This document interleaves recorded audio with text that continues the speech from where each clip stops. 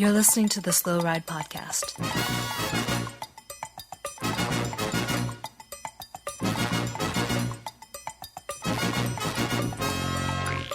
Bikes, advice, and rumors straight from the source.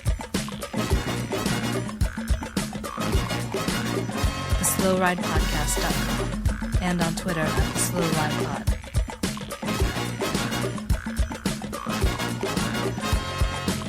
Enjoy the ride.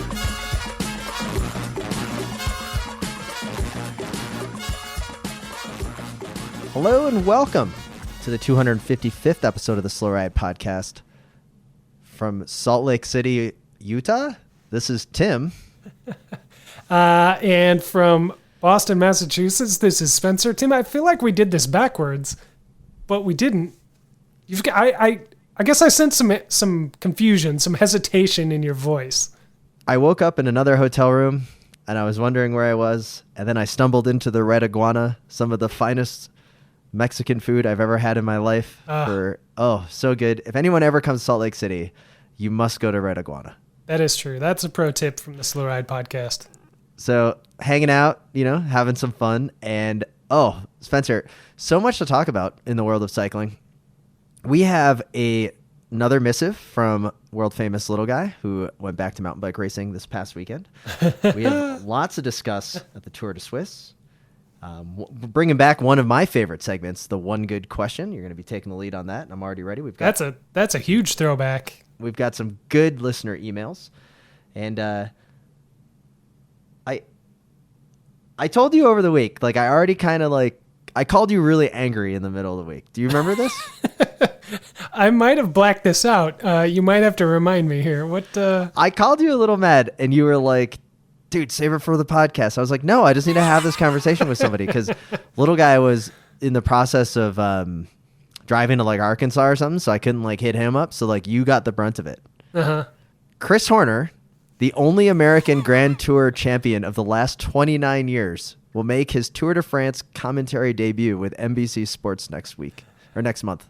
That was the lead from NBC Sports on both their Twitter feed, Facebook feed, their website, announcing Chris Horner, again, let me repeat this, the only American Grand Tour champion of the last 29 years. And now, Spencer, what happened 30 years ago? Let me see. Let me cast my mind back. Man, it's pretty foggy back there. I mean, who's to say? 29, I feel like that's pretty clear, but 30, who even cares? Oh my God. Okay. This is some next level. This is chicanery going on with the marketing department. The creative nature of writing Greg LeMond out of a press release. Mind you, a cyclist that does not have a dodgy record. There's no the only suspicions on Greg LeMond come from the Armstrong camp that we can gather. Mm-hmm. Most professional cyclists, people you come across like Joe Parkin, others that were in that era, all say that Greg LeMond was the greatest natural talent. Yeah. So why is he completely written off here, Spencer, by NBC Sports? This is ridiculous. And that I think is the key. By NBC Sports. What stake do they have in the game? You know what I mean? I would expect this Bush League attitude coming from the Outdoor Life Network. Maybe even Versus. But NBC Sports to come in and drop this press release? Yeah, I thought we had turned a new leaf since the days of OLN. Okay. Spencer, this so pissed me off. Hang on. Now, I need to know something very important before I let you rant any further. What are you expecting to hear from Chris Horner on the commentary? Well, he's Tour not. De France? So to be fair, Bob Roll got the elevation into the commentary booth to replace the late Paul Sherwin. Rest in peace. So it'll be Bob Roll and Phil Liggett doing the majority of the conversation. And then on the desk you're going to have Kristen Van de Velde, Chris Horner being the new addition, and Paul Burnmeister will be the host. Okay, what do I expect? First off, how did Chris Horner get off of isn't he racing right now for Tim Illuminate? I think he's still a racer. So, and let me just say this. Chris Horner, seriously, like I have a love-hate relationship with this guy. Sure. I got his autograph mid-race in a cyclocross race years ago. Yeah. That was pretty cool at that time. You had to try I was pretty hard. stoked when he won that stage at the 2005 Tour de Suisse in that beautiful Sunyar Duval kit. Remember? Oh, looks so good with the yellow. So awesome.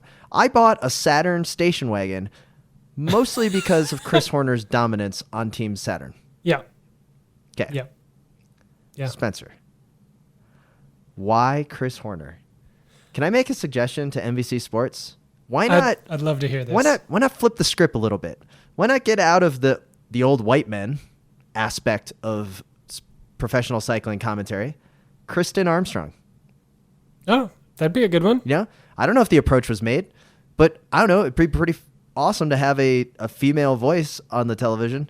True. Especially a multi-time gold medalist. True. Absolutely. I mean, I don't know. I'm just throwing that one out there. I bet you she knows just as much about tactics as Chris Horner. Yeah. Here's the other thing. She's walked Chris the walk. Horner, America's most popular cyclist. Remember this? Remember he didn't even get invited to Tour of California, and you're bringing this guy to the, to the stage. Yeah. Well, now I got to give Chris some kudos for that, because America's most popular cyclist is definitely taken straight from the Slow Ride playbook. Like, that is just a claim you make and then you stick to, and all of a sudden nobody can really deny it because you can't really prove it. And that is right in our wheelhouse. So okay. I appreciate that. I will laugh at it until the day I die, but I appreciate the hustle. Look, I don't really have major beef to say with like at the Chris Horner thing. I'm like, whatever. He's still around. Good for him.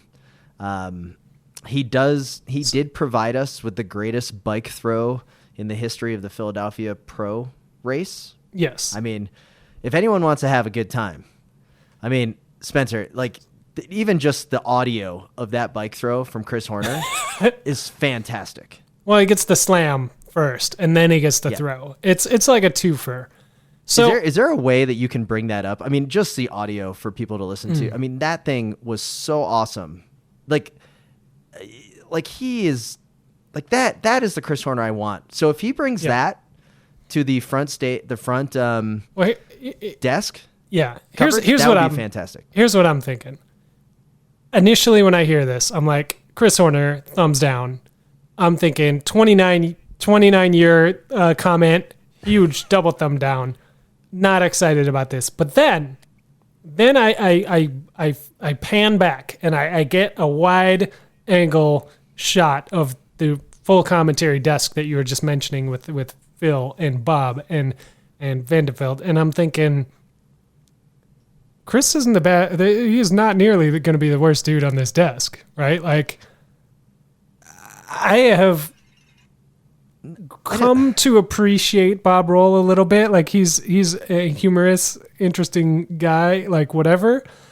But Vandeveld has had his time in the limelight on commentary. He has gotten his shot. He has repeatedly been called up. Like, I think he's pretty good to the team, to the A team, and he doesn't do it for me. He's smart. He knows what he's talking about, but he doesn't bring the heat. You know what I mean? He does not. Well, he doesn't bring the heat the way Chris Horner did to his bike when he was racing for Team Lupus. I mean, again, like if he brings that attitude, I'm all for it. Now, I don't know how many of our listeners have seen the kind of low-budget cycling documentary of Lore. You can't find this thing anymore. The website is gone. You can maybe pull it on eBay somewhere on DVD. But the movie Pro, which is a documentary of the 2002 Philadelphia International Classic, which you were just referring to. Closing the door. It's all about closing the door. It has our buddy Eric Saunders in it, but it also stars Chris Horner, who gives some great interviews there and some great insights, and he's hilarious. And this is peak Horner, so I don't know if we still got peak Horner, because this is from, a good 15 years ago, but if he can bring that kind of energy to the NBC booth, so, I'm excited to see it.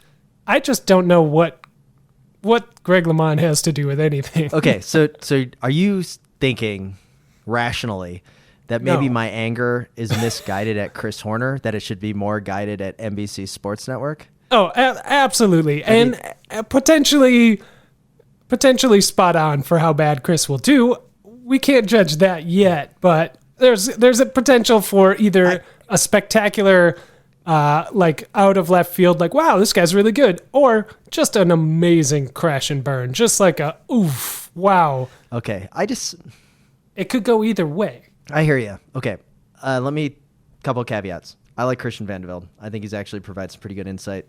I think he's entertaining. I'm excited for Bob Roll. Bob Roll is going to make it at least a little bit more exciting. I hope that Bob Roll does like some sweet underhanded corrections of Phil Liggett's like calling of the wrong sprinters. Like that would be pretty cool. I want to see how he navigates that. I do enjoy that. But it's just the shade at Greg LeMond left such a bad taste in my mouth. It's so weird. It's so random. It's just like, hey, just say of the last 15 years or the last American, or America's most recent Grand Tour winner. There you go. Right? Like any one of those things would have been better. By saying 29 years, you're lumping him in with Lance Armstrong. Because like instantly people are going to say, oh, first time in 29 years. Oh yeah, Lance Armstrong said the 29 years. Yeah, there's a definite callback right there. Yeah. Because you're avoiding they just Greg. said, oh, the most recent Grand Tour winner. Yeah. Anyway, I got really angry. Kristen Armstrong was my idea throughout. I thought that it'd be good to just kind of mix it up a little bit. It would be good. That's a good idea. I had not considered that, and I appreciate you bringing it up. That's a good call. Hopefully they're listening. If anybody's watching this, listening to this on their computers, just go to YouTube and just type in Chris Horner bike throw. That will make your day. And so Spencer, you can type in Chris Horner signs my jersey too, and find all 3 or 4 clips of you attempting to get him to sign your jersey mid-race, which is classic. Times. Oh, right. Chris Horner, I bought a car because of you. You better live up to this Greg LeMond slight. All right. Other big news happening in the world of bikes. Yeah, what do you got? Well, this was going to lead the podcast, but then it didn't. Okay. Because of the Chris Horner. I'm not even going to put this on Chris Horner. Because of NBC Sports ripping everything exciting out of bike racing for me. Trek coming together with Vox Woman for the 1 hour recap of each day of the Giro de Rosa. Yeah. Biggest women's amazing. Yeah, biggest women's stage race out there, and it has been a little bit overshadowed. Because it's in July, which there's been arguments back and forth about are there more eyeballs on cycling then? Is that the right spot to be, or is it overshadowed by the tour? Is that the wrong spot to be? I don't really care. I'm just glad that it happens, that they have a stage race, and that the recaps are going to be stepped up. Like they had recaps before. This is not totally new, but I think they're going to be elevated to a new level, and it's an awesome partnership to see. So big applause from this guy for that move. Oh yeah, I'm stoked. Like it's great to see Trek continues to, I guess, think outside the box. They give the people what they want is really what they're doing, right? Like they give us free streamed cyclocross races. All you have to do is put your email in the computer. And now you get the 1 hour Giro de Rosa coverage along with Vox Women. Yeah. I am super stoked. I appreciate that. I am also really stoked, and then they have the equal payout at the Trek World Cup, which we're going up to. Yeah. So people should register if they want to race against us. The whole wide angle podium family is going to be up there in Madison in September for the Trek Cross World Cup. It's going to be a huge party, so everyone should come anyway. But I mean, the equal prize money, awesome. Now you've got another bunch of coverage for Giro de Rosa. Trek is going to be what helps change how the Tour de France and the ASO treat women's professional racing. And it's going to take all of the sponsors to do what Trek is doing to kind of show that value, in my opinion. Yeah. And I like how they're kind of doing it from inside the house, right? Like they're trying to fix it from inside the house, you can see, rather than just going like full on boycott, because they obviously still need the marketing that comes from participating with the men's side of things. But they're trying. So now we need to do our part to watch the best racing in the world and most entertaining racing and put it in a perspective that it shows then it's worth it. And that's the only thing we can do. Yeah. No, I agree. It's great to see, and I'm excited for it, and mostly I'm excited to see everybody in Waterloo. That's going to be awesome. It's going to be awesome. And then the other big news, of course, was Mitch Docker showed up on my wide angle podium app. I downloaded that app, and then all of a sudden Mitch Docker's on there talking to his mechanic, and right away in the Slow Ride Facebook group, someone's like, I wonder why can't Mitch ask his mechanic how many 5mm the guy has dropped hanging out the car window. He's like, if you looked at how many 5mm I've dropped in the floor of my workshop, I'd be wading through with boots all the time. And I'm like, that's kind of true. Like, is that the most underappreciated part of being a professional team mechanic, is holding onto your tools when you're hanging out the window and pushing the rider? I mean, I don't know. I'm not a pro mechanic, and I've never hung out the window of a car and repaired I'm doing air quotes. You can't see me. Repaired a brake, for one of my riders. But I have to imagine, if you're truly a pro, you've got your work tools, and then you've got your fixing the brake tools, right? Like the ones that came with your IKEA set that you put together, your bedroom set and your kitchen table, that you just keep those in your back pocket for when you need to do some work outside of the car. Yeah. And then if you ever find someone that needs a 7mm, you can laugh at them because they're on a Chub Hub.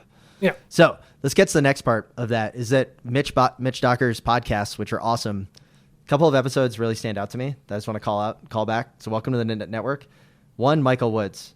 Well produced when they're on their way to like catch the train, and I was literally on the edge of my seat. Are they going to make it or not? Yeah. And then you get the whole like breakdown of that amazing win that Michael Woods had.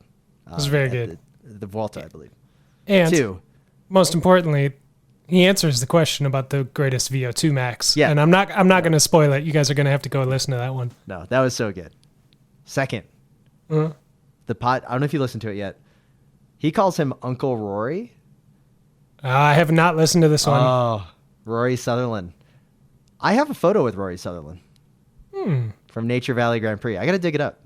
Okay. When he was in his Health Net kit, looking really good, hanging out with Roman Kalun, I think inside of a bus shelter.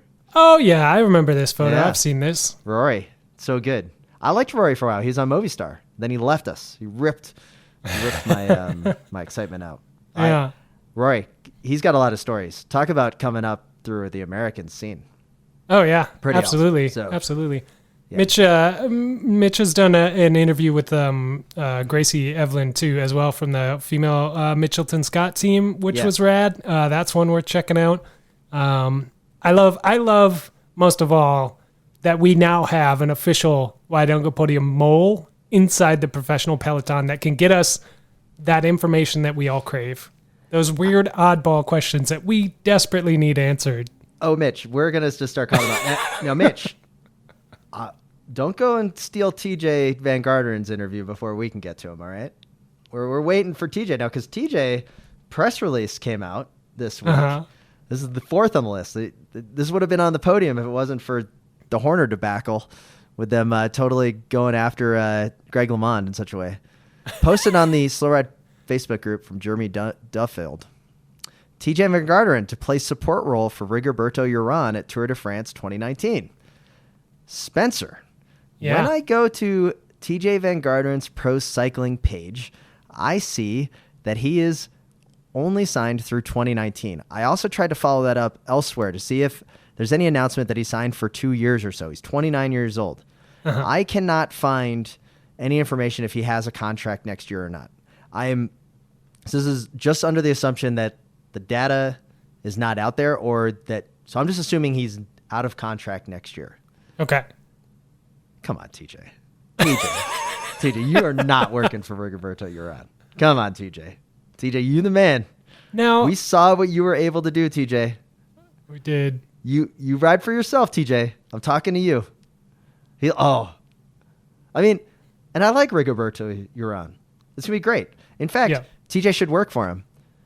But when that gap starts to create, because he's putting a little bit too many watts down at the front of the pack up the climb, I want to see him kind of just go away, float into the sunset, have that jersey disappear in the sunset over the peak of the Tourmalet. It would look so good.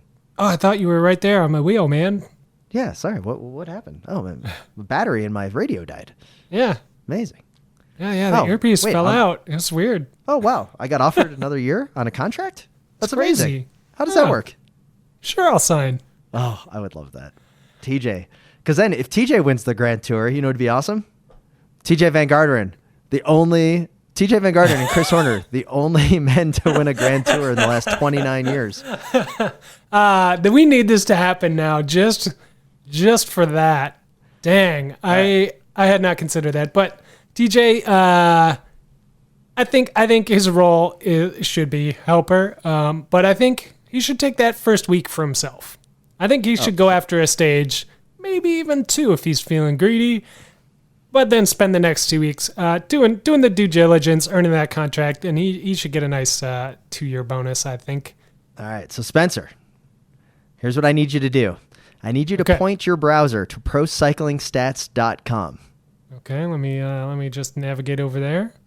And what do you need me to do here, Tim? I want you to look at the headshot that's included on the winner of the Challenge International du Sahara Marocain. Oh, this is amazing. Won by Gustave Basson of South Africa of the TEG Professional Cycling Team. Mm-hmm. Spencer, is this or is this not the greatest pro rider headshot in the history of this website and team rider cards? It's very good. And is he a model? Oh, I mean, he is now. Like, oh my God. There's so much here. So go to the team page.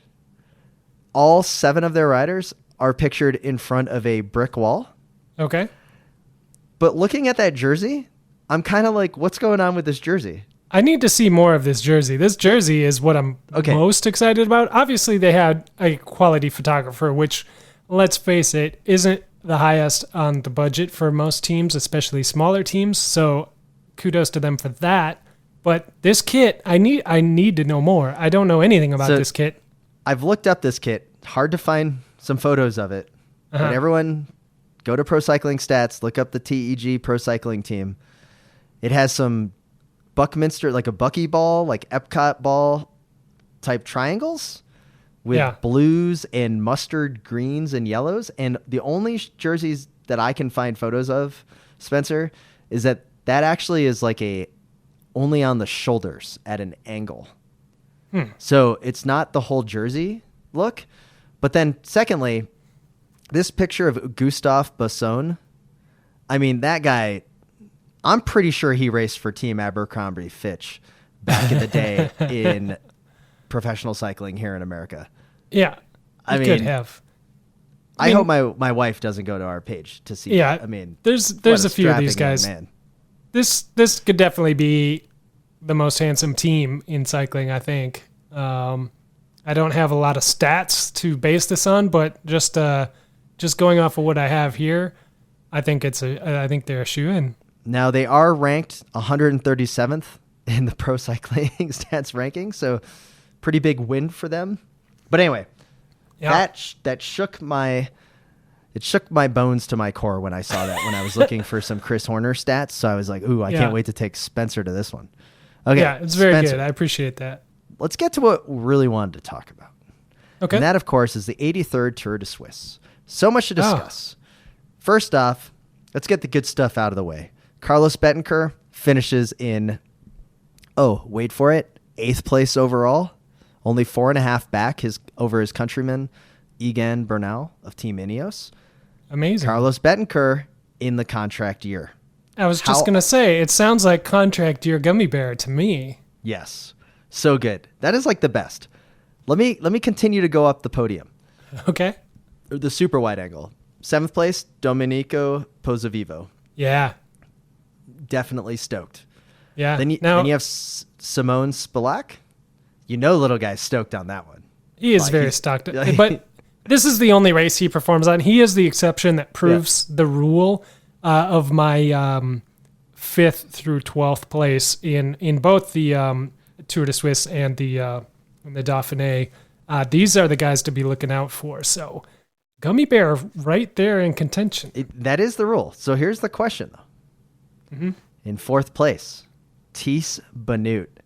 That made me really excited when he got 4th. Then you got Patrick Conrad, continues his good form, Rohan Denny. And then you get to Bernal. Bernal instantly left comments, answered all the questions that he would be working for Geraint Thomas at the Tour. Or G, as I like to call him. And he said that he's only 22. There's lots of Tour de France's ahead of him. Yeah. Spencer, will Bernal be the first placed Colombian at the Tour de France at the end of July? Now I see what you're doing here. You're trying to set me up so you can slam me for dissing Nairo. And I'm not going to do that. You're pretty okay, I'm transparent. Yeah, I'm not going to do that. I think he will be the second place Colombian. He will come in ahead of some other big names. Let's just put it that way. He's going to beat Uran. I will say that he's going to beat Uran. Is he going to beat Bettencourt? He will beat Bettencourt. Okay. Not by much. Not by much. I put him and Bettencourt in the same category. But he won't beat Nairo because Nairo will have the team working for him. He will not be doing any work whatsoever. Even if Bernal gets to sort of slough off the work and sort of only do some of it because he's really just trying to do well for himself too, but keep some face. He's going to have to do some work, and it's going to work against him. But are we doing a disservice to Sergio Henao, the Colombian national road champion of UAE Team Emirates? Probably. Yeah. So, if we're being honest, probably. Yeah. Yeah. So overall, Bernal will be the second place Colombian.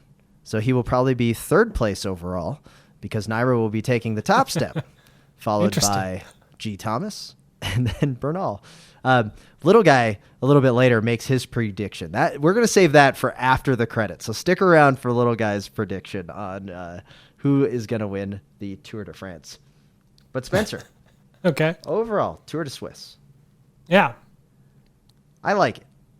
I like it too. All of a sudden a lot more when I saw Bernal totally save it in that time trial bike going around that corner. There was at least 4 moments when I was like, oh my God, he is going to within like a split second of each other. And he kept it up. Yeah.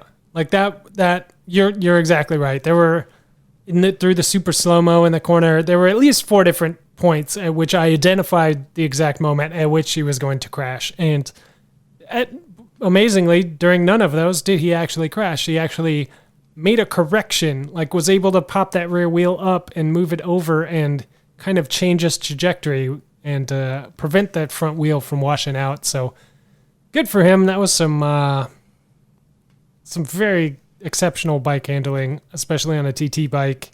It looked like that corner was maybe a little gravelly. I don't know. Yeah, I haven't read anything about it. I haven't heard any. I haven't seen any press releases from the Bernal camp, but I'm thinking Dirty Kansas next year, huh? Ooh, I like what you're doing. I didn't even think about that. Maybe just the right amount of gravel for him to go on there. So, going forward, we have the Tour de France starting in just a few weeks' time. Roughly, it's about 1 week. About 1 week. Yeah. We have the Giro d'Italia International Feminine, or the Giro de Rosa. Pretty excited about that. The national championship jerseys, for the most part, have been doled out.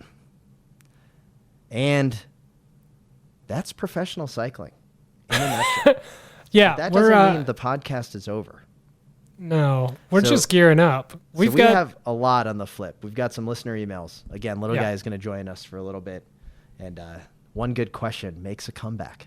Yeah. Well, and we've got quite a bit of plans for the Tour de France. Yeah, I don't know if we want to get into all that right now or if we just want to hit people upside the head with it when the tour is going on. But we're working on some stuff, and hopefully you guys enjoy it.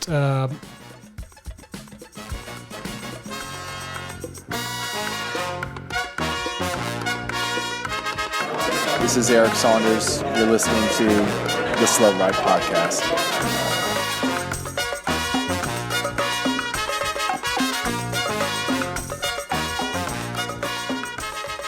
All right, Spencer, here we are in the Preem Lap. Once again, we'd like to thank all of the listeners and supporters of the Wide Angle Podium Network. Because of listeners like you, we're able to provide independent cycling content and support the producers, such as Mitch Docker and his Life in the Peloton, probably my favorite cycling podcast that's out there. So head on over to wideanglepodium.com and find out more how you can donate, support the shows you listen to, or just go and download the Wide Angle Podium app, or search Wide Angle Podium wherever you find your podcasts, including Spotify and Apple Podcasts. And YouTube. That is correct. We'd also like to say that this podcast is supported by Health IQ, a life insurance company that celebrates the health conscious, including cyclists. Visit healthiq.com/WAP to learn more and to get a free quote, or check out their life insurance FAQ page to get your questions answered. Basically, I'll give it to you in 2 bullet points. Very simple. Health IQ advocates for a health conscious lifestyle. Therefore, they use science and data to get lower rates on life insurance for the health conscious, including those who exercise 4 times a week through cycling, weightlifting, swimming, running, etc. Spencer, you don't need to do all of those because I know weightlifting is not one of them, but you do cycle, you do swim, and you do run regularly as you're training for an Ironman. Okay. So head on over to healthiq.com/WAP to learn more and get a free quote and find out how they can save money for you on your life insurance. All right. And of course, we are brought to you by Whoop, WHOOP, Whoop. They are a performance tool that's changing the way people track their fitness and optimize their training. The Whoop Strap 3.0 is out now. It is a wrist-worn heart rate monitor that pairs to an app. And what it does is it provides you analytics and insights on your recovery, on your strain, and on your sleep, which are just huge things to know if you need to take your training to the next level. That is a great option for you. So, well, and we've already heard from quite a few listeners that already have the Whoop, and then some that even have gone out and used that 15% voucher that we've got for their Whoop. Mm-hmm. It's been fantastic. I'm going to be getting one fairly soon. Super excited to see how I am staying active and also like the strain I'm putting on my body from all this podcasting. Yep. Yeah. So we've gotten tons of great feedback on it, and it's awesome. We appreciate you guys checking out Whoop. If you haven't yet, you can do so at whoop.com, WHOOP.com. And if you are interested in their product, use the checkout code SLOWRIDE to save yourself 15% and optimize the way you train. Spencer, there is so much more to get to. Let's get back to it.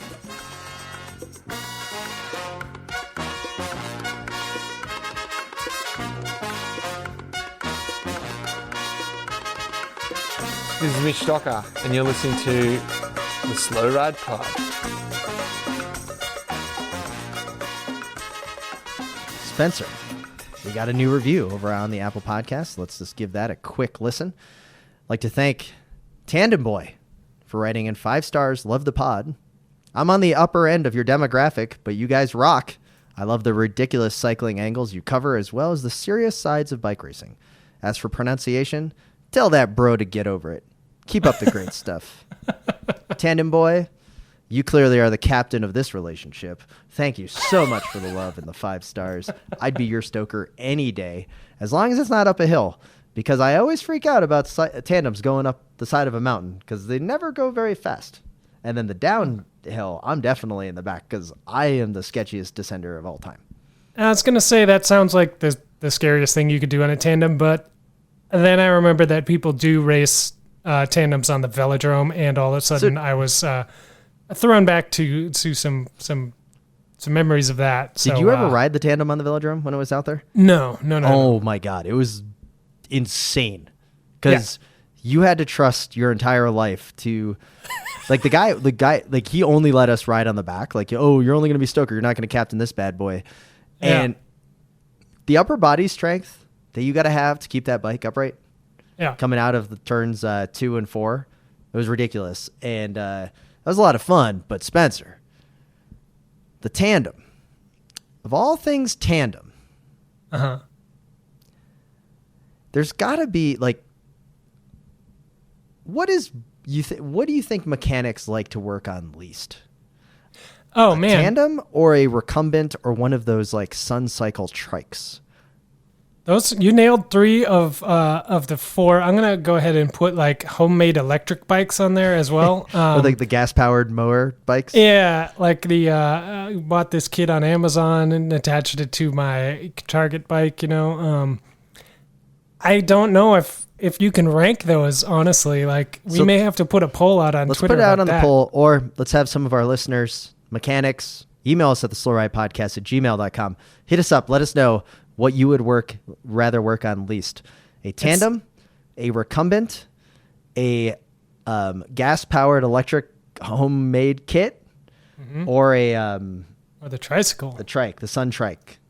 I gotta think the tandem is probably not too bad because most of them are like, You can at least get it in the stand pretty easy. yeah, and they're pretty well kept. Like they're just sort of a bike. They're just longer. All the other ones they're different. All right. That's my gut feeling. Michael Stark hits us up. Hey guys, this week's episode was great, at least the first half. I listened up to the comment about adventure cycling and the Natchez Trace before I had to go back to work. So, Tim, my tote cycle and I made the first 63 miles of the Natchez to Port Gibson with a decent detour for some sights. I think you'd enjoy it. May I suggest a slow ride, group ride up the Natchez Trace? Spencer, you have already claimed that you are not coming. Michael Stark is ready to fill your role. He had a sweet picture next to the Natchez Trace Parkway. I think it's gonna happen at some point. It needs to happen. The bike packing adventure of a lifetime on the Natchez Trace in the lovely state of Mississippi. It's gonna be fantastic. You do a good job of selling it. It's nothing against the actual route. It's more that maybe if we start and end each day at a decent, hotel, motel, whatever, I could be convinced. But I don't know about the bike camping situation. So you're saying there's a chance? Dear Slow Ride, I think you guys are looking at this whole Phantom TT position subject all wrong. Aren't these people really heroes who are trying to up their Zwift game during the off season? I mean, if you think about it, bike safety is really only for crashes. Got to keep this one short because me and my BMX bike are off to the velodrome. Douglas Evil Niper out of Michigan. Now, did I mistake him? But did he say that people were racing out there to train through their Zwift off season? Yes. So very good, very good. So then it does make sense. His argument is that, in fact, the resting your wrists on the tops of your handlebars is actually just training for Zwift. So when you're doing it in the local group rides, you're just getting ready for that Zwift off season. Well, you got to crush that FTP. Where else are you going to train for that but at a local race? I think Doug may actually be onto something here. That this may be like we are now experiencing the Zwift off season. That when people are out on group rides, like that's their training for the upcoming race season for when it gets really cold and dark in the northern parts of the 48 states. Mm-hmm. So well done. And I do just want to say he's bringing his BMX bike to the velodrome, which I've seen that velodrome in Bloomer Park, Michigan. That is a sketch fest. So a BMX would totally work out there. And then we got another email from Corinne Gordon. Is there a specific hand motion pros have to signal to each other that they're going to blow their nose or hock a loogie? This is an important question now. This is important.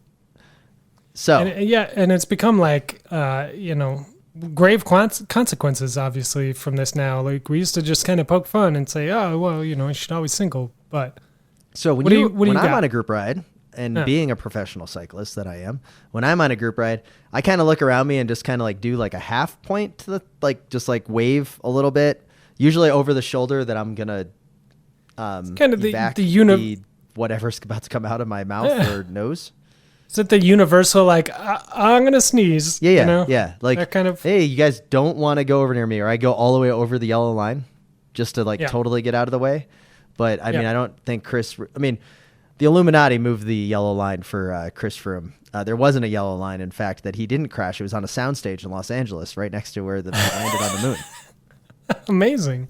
Yeah, I don't know if there's a universal snot rocket signal. The only, I mean, I sort of, I guess put the hand out to the side of your face, sort of in similar to what you're doing. But the most important thing you want to remember when you're doing something like that is to not make it anything at all like a normal hand signal that you do, like to point out potholes or to turn left or right or anything else that you do on a bike in a normal group ride scenario. This is something that little guy is guilty of on every ride we've ever been on. Yeah. Where like we're just in the group riding along and all of a sudden he'll see like a blue jay like on a tree or a hawk or something and just be like, oh, look at that, and point at it just like we're about to take a left turn, and the whole group freaks out like, whoa, you know. Yeah. And so you need to be conscious of your fellow group riders mental states, as well as just keeping them free of any of your bodily fluids. Oh, for sure. Stuart Gregg left us an answer or question on the Facebook group, the Slow Ride Podcast official fan experience Super Zone. How long till Bicycling Magazine starts talking about the great new way to train for road season is the off season, cross? I can see the one pager and bullet points now with comments from Shimano and SRAM on equipment choices. And then there was a quick response that said, actually, it's the best way to train for gravel season, which was even better. So Spencer, is cross completely in the mainstream now as a training element for the first 5 months of road season at this point? I think it's in the mindset. Like, I think that there are enough roadies out there, probably more on the pro side than the amateur side, that are looking at this seriously, that are seeing what Wout and what Matthew are doing and are considering it. Well, they're not the only ones, though, right? Like, there's other riders now coming over to cross. Sure.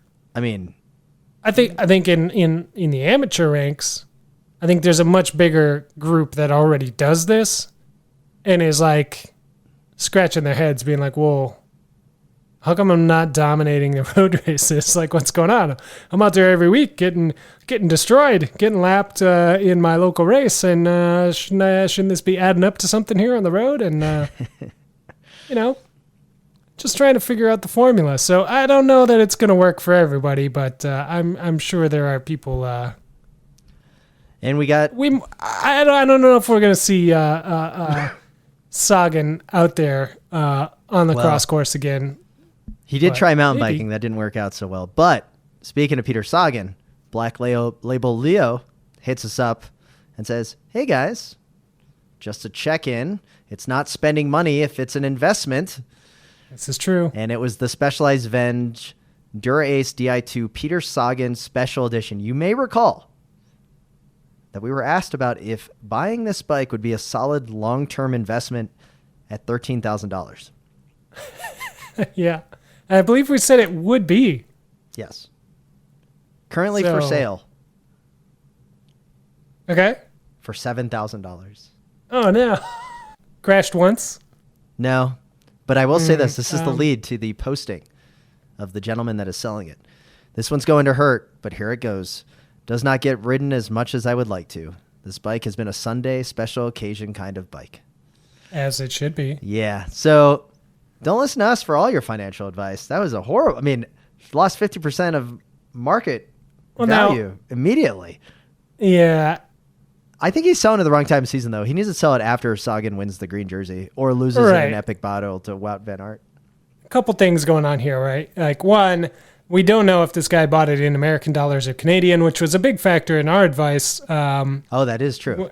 You know, so I don't think our fan will have as dire losses as this guy. He's probably still breaking even at this point. And it's only going to go up in value from here, obviously. But secondly, that advertisement, I didn't hear you mention the word rare anywhere. I didn't hear you mention never crashed or, you know, great for collegiate students or any of the great tips we have about selling your bike. That is very true. Maybe if you're selling a bike, remember, we'll take care of it for you. Just send us an email at theslowridepodcast@gmail.com. Spencer, it is now time to get to one of our favorite segments of the original Slow Ride podcast, kind of episodes 1 through, 50 or so. And that was the one good question. Take it away. Yeah. We're throwing this one back. I kind of had, I was scrolling, I'm going to give you the backstory here and bear with me, but I was scrolling through my Instagram feed and there's a local bike shop here in town called Summer Velo. That's a great little repair shop. They don't sell bikes. Yeah, They're just it's a great shop. Tune-up bikes. Yeah, very cool little shop. And they had posted, a customer had come in and got an old bike of theirs all dressed up, brand new campy. Like, it was dialed to the nines, but the frame was an old steel Tomasini. Oh, yeah.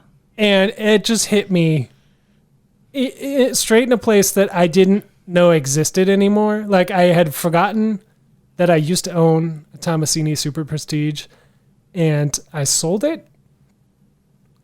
And seeing this picture of this bike just opened the floodgates. Like, it was like I was on the therapy couch. And just like the gates just opened and all the feelings just poured out. And all of a sudden I was filled with regret. I was filled with remorse. I realized how much I liked that bike and how much a hole it has left in my bike fleet since it's been gone, which has been about 15 years at this point. Well, and so I had this question that I wanted to pose to you and to all of our listeners is, what bike do you have in your life that is the one that got away? Oh, Spencer. Whether it got away because you didn't pull the trigger on it when you could have, or if you had it and you let it go and you haven't been able to get over it since. And like, do you have that bike? Yes, I have that bike. You know what bike is that bike that I made the biggest mistake of all time was selling that bike. Do you know what bike it is? I have a few in mind actually for you, and that's where that's the crux of this question is like, I don't know what's inside your heart, Tim. Oh, I know like, what's inside my heart. I know which bikes you've owned that you've sold that I'm like, dummy.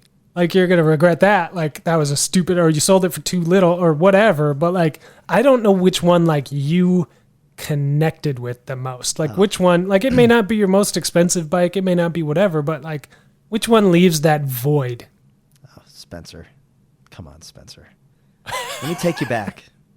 Let me take you back to the glorious days of Super Rookie and superrookie.com. The glorious days of my wonderful Panasonic track bike. That would have been my guess. The red front to the fade white. Beautiful bike. The gold Velocity rims and spokes before it was cool. The gold bar stem combo from Mavic. The gold cranks. That bike was amazing. And to top it all off, the Aero Campy C-Post. Spencer, selling that bike is one of my biggest regrets of my entire life. And I have heard stories about what happened to that bike. I heard it got crashed. I heard part of it is on the International Space Station. I heard that bike has ridden around the world by someone else. I've heard that bike has lived such a wonderful life. And if I would have just been able to hold on to it, who knows how my life would have changed. Yeah, you just can't say, and that's where our stories are different, because I got that Tomasini and it's a Super Prestige and it was like blue with these like geometric sort of fade to white on it. It was gorgeous and it rode beautifully, and it had a Shimano 600 group on it. It was like 8-speed, I think, but it was it was like butter. Like, it was so nice, and it had chrome lugs, polished chrome lugs. Yeah. It was extremely good. And our buddy Chuck opened up Behind Bars bike shop, and as you do when you're just first opening a bike shop, you don't have a lot of credit. You don't have a lot of inventory. You don't have a lot of cash flow. And I wanted to help my friend Chuck, like, and keep his business afloat. So I said, I tell you what, if you can sell this bike, you can hang it on the wall and, keep whatever above what I paid for it. Kind of expecting that nobody was going to buy it. You didn't like put nobody enough- was going to go in there looking you for didn't- it. You should have charged more. Oh, I certainly didn't charge enough. And it was gone like in a week. Like it was like I didn't even get to say goodbye, Oh no, it was a good looking And- bike. I remember this bike. It was kind of. Yeah. It's not as And- nice as and- that KHS frame that I asked. You. It was way nicer than that. But it was good. This is how the story is different though, is that I have not heard nor seen a hide nor hair of this bike ever since. Like not a rumor, not a whisper, not a fleeting, blurry photo in the background of something, like nothing. That bike it's like it just vanished off the face of the earth and I will never see it again. And I get that feeling, I when I see that Tomasini come across my Instagram feed of just deep regret and just wonder, like, whatever happened? Yeah. Whatever happened to that bike? Man, I'm getting sad and reminiscent just thinking of my bike. You almost ruined my day. But I was gonna guess the Panasonic, Tim. I had a strong suspicion that's what it was, but I should have never gotten rid of that. I sold that, and I didn't want to steal your thunder. That was so good. Okay, Spencer, we have a missive from the little guy, and so here's what we're gonna do. It was a great submission from little guy, and we have our first ever podcast appearance from Tom Boonen. Let's try it out. Yeah. And let's get to it, and we'll leave some comments. I'll let you know where we need to talk a little bit, but let's play what he's got, and then we'll act like he's here with us. All right, let me pull this up and. Hey guys. Oh hey. Here's my race report for the Worth Mountain something. How'd you do? Mountain bike race. It was my first race of the year. I just spent 8 to 9 days. I'm saying hi to all the people. Can you say hi? What a strong debut. I just spent a good 8-9 days off the bike. 2 days in the car driving back from Arkansas. Time to do the first race of the year. Kind of excited. First race as a unattached rider, so I could choose my own kit. Listen to me, Dad. Do you have a train? I could choose my own kit. Gets to choose his own kit. All right. Of course, I went with a pair of navy blue bibs from Search and State and a kind of plum maroon Enduro jersey. Going for comfort and style today. It was a little steamy out there. All right. So I roll over to the race. All right. Spencer, let's stop right there. Let's just set the stage. Navy blue bibs and a maroon top. I can't think of a more little guy unattached kit color combo than that. No, it's pretty good. I'm not surprised, but I'm surprised. Yeah. All right, let's keep going. And I roll up to the bike rack to go in and pay my money for my bib number. And I look over at another rider who's putting their bike on the rack, and they are wearing the exact same jersey as me. Okay. Same purpley plum maroon Enduro jersey. Obviously, good choice. Someone wearing the exact same jersey. Have you ever, Spencer, been a member of a really large team where you didn't know who the other person was? Like, I was on a team in Chicago that had like 80 people, and I'd show up to the races and I'd be like, "Oh, you're on the team too?" I kind of like, so little guy's on the unattached rider team now. Plum jersey. Yeah, it is random to see, but like not totally unheard of. So no. Right. I mean, plum jersey. Also, and strangely, they are wearing navy blue bibs. So that's weird. We talked for a second. Kind of strange. Two unattached riders that decided on the same look. I made it my goal then and there, in my head, silently, to beat this person. Now, I knew this was going to be tough because they looked fit. I love this. I am not. So rolled up the start line. A couple minutes later, my new nemesis, style nemesis, he decided to start on the front row. So sign number 1 that I was not going to beat him. Yeah, that's a bad sign. Sign number 2 That's a real bad sign. is that when the race took off, so did he, far away from me, and I believe he finished second. The people in here, they're all over the world. He finished second overall. But it was nice later in the race. I, on multiple occasions, had people congratulate me on my good result after the race, and the fact that I was told I had recorded the sickest jump of the day, which was certainly not true. So congratulations to guy who got second and recorded the sickest jump of the day. 2 things here. I did a little bit of research. I needed to know who this man was. Okay, the little yeah, guy obviously. thought he could beat. His name is Emil Ham. He is 20 years old, 18 years the junior of Matt Allen.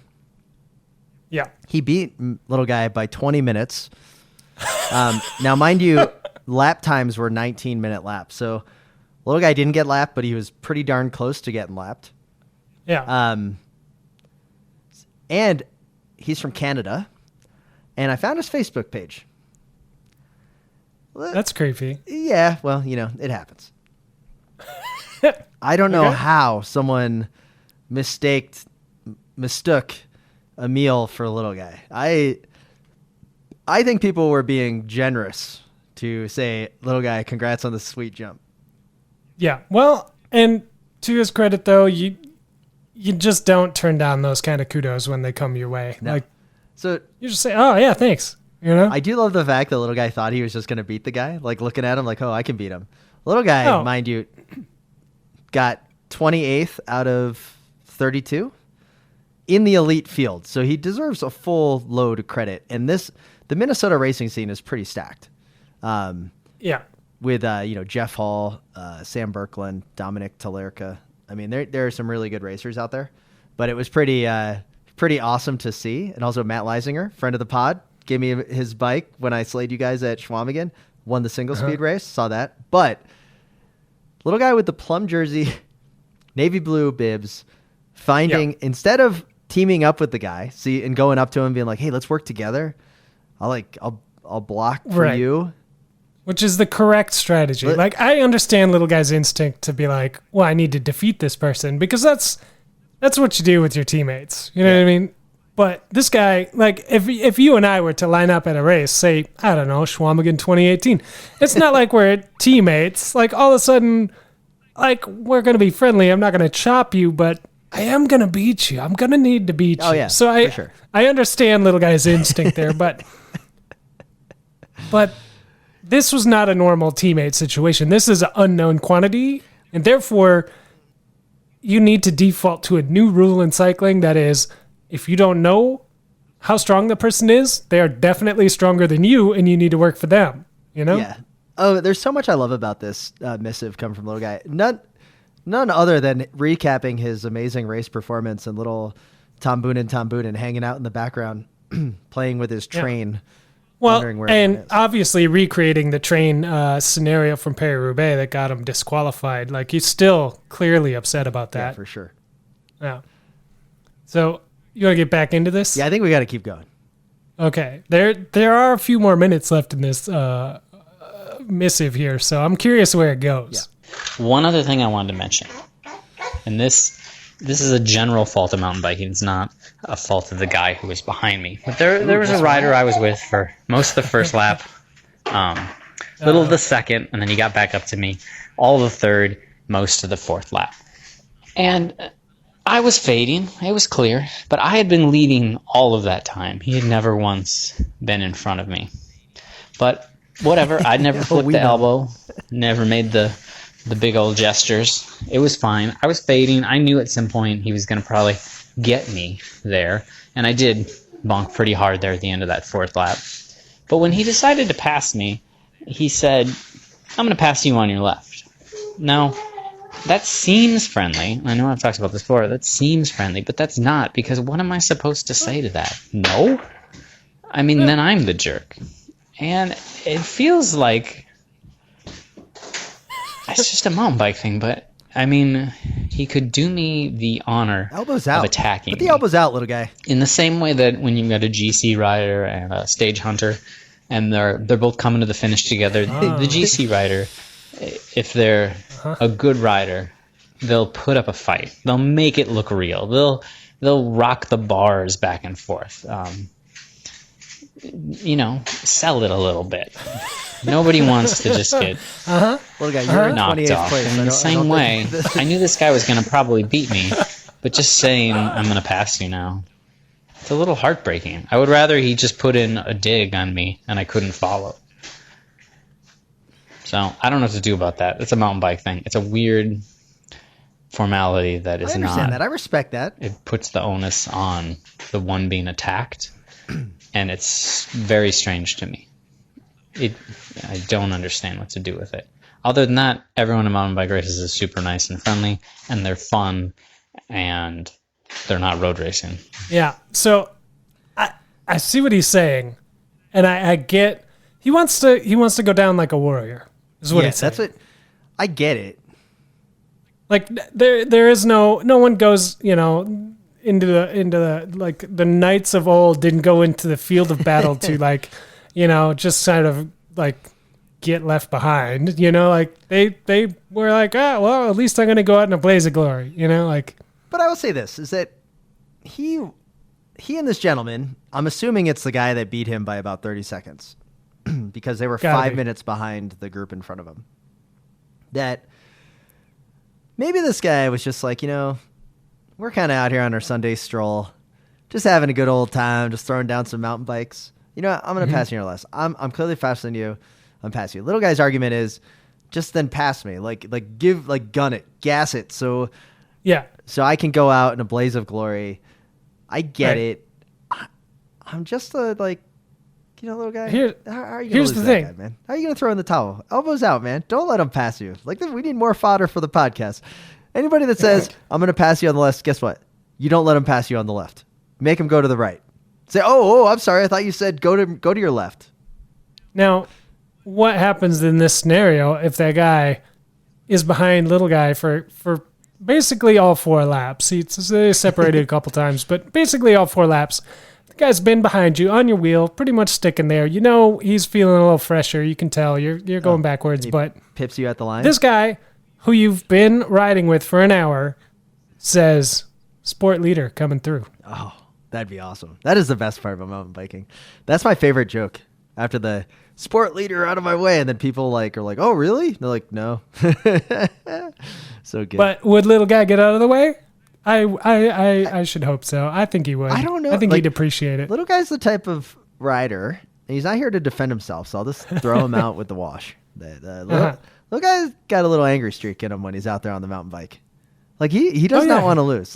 I guarantee he is mad that he got 28th place here, and that we're making fun of the fact he got 28th place, and you and I haven't done a mountain bike race in 3 years. He is, and I need to. I'm actually going to be racing this fall in the single speed. It's coming back, but I'm just saying. Okay. The little guy's out there racing, and I know that he wanted the dignity to go out on his shield, but he wanted to destroy that guy and be up near mid pack. So yeah, no. So make sure that if you want to hear little guy's predictions for the Tour de France, hang out to the end of the podcast. And no, he is not predicting a victory for one George Hincapie, but it is a pretty good prediction that I did not see on the radar and only someone little guy would pick. And coming up, we're going to have immense Tour de France coverage. We're going to have a Let It Ride coming up with all of the info for the roller derby for the busiest time of year over on our favorite fantasy cycling website. And with that, we'd like to thank Whoop for their continued support. Go to whoop.com, use the promo code SLOWRIDE at checkout. We'd also like to thank healthiq.com/WAP. Head on over to find out how you can save some money on your life insurance. Yes. And Grimpeur Brothers, you can head to wideanglepodium.com/coffee to grab some good coffee beans for your mornings. Treat yourself right, and those beans will support the Wide Angle Podium and all the shows, including ours and Mitch Docker's. I was just about to say, go check out the Mitch Docker's show.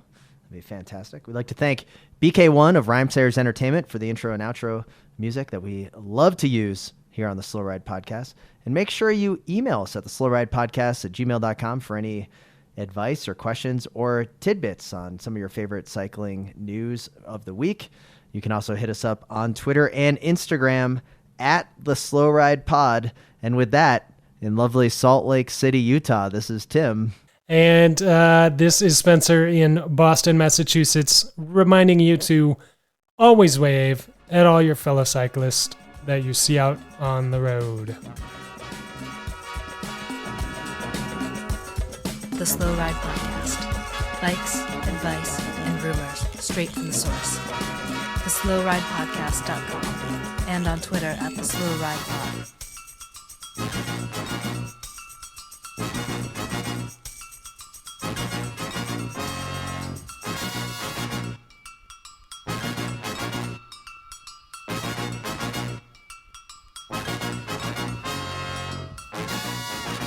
Okay. Do what you must with this. Summarize it, edit it down. I don't know. I just had to get those things out. Bye-bye. Oh, and Warren Barguil is going to win the Mountains jersey and get 9th overall because he broke his hip or whatever this year. It's my new theory. Someone's got to break his hip every year. All right. Bye.